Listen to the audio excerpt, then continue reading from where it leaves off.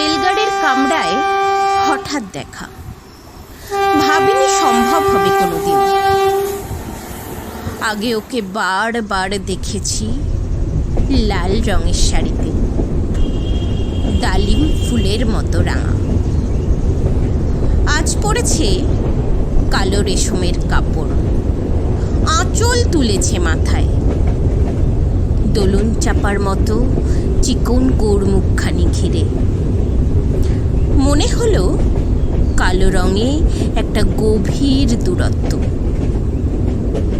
ঘনিয়ে নিয়েছে নিজের চারদিকে, যে দূরত্ব সর্ষে ক্ষেতের শেষ সীমানায়, শালবনের নীলাঞ্চলে। থমকে গেল আমার সমস্ত মনটা। চেনা লোককে দেখলেম অচেনার গাম্ভীর্যে।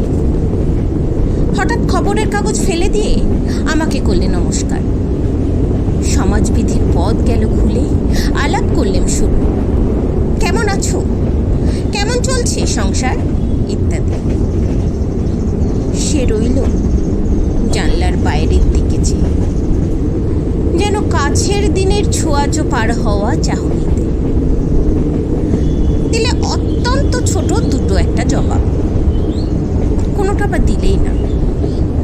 বুঝিয়ে দিলে হাতের অস্থিরতায় কেন এসব কথা, এর চেয়ে অনেক ভালো চুপ করে থাকা। আমি ছিলাম অন্য বেঞ্চিতে ওর সাথীদের সঙ্গে। এক সময় আঙুল নেড়ে জানালে কাছে আসতে, মনে হলো কম সাহস নয়। বসলুম ওর এক বেঞ্চিতে। গাড়ির আওয়াজের আড়ালে বললে মৃদু স্বরে, কিছু মনে করো না, সময় কোথা সময় নষ্ট করার। আমাকে নামতে হবে পরের স্টেশনে, দূরে যাবে তুমি, দেখা হবে না আর কোনো দিন। তাই যে প্রশ্নটার জবাব এত কাল থেমে আছে, শুনবো তোমার মুখে।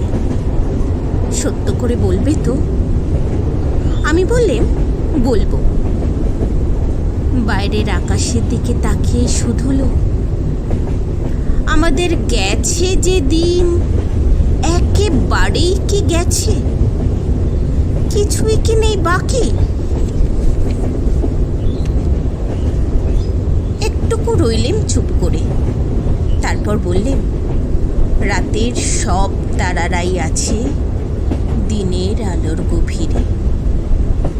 খটকা লাগলো, কি জানি বানিয়ে বললাম নাকি। ও বললে, থাক এখন যাও ওদিকে।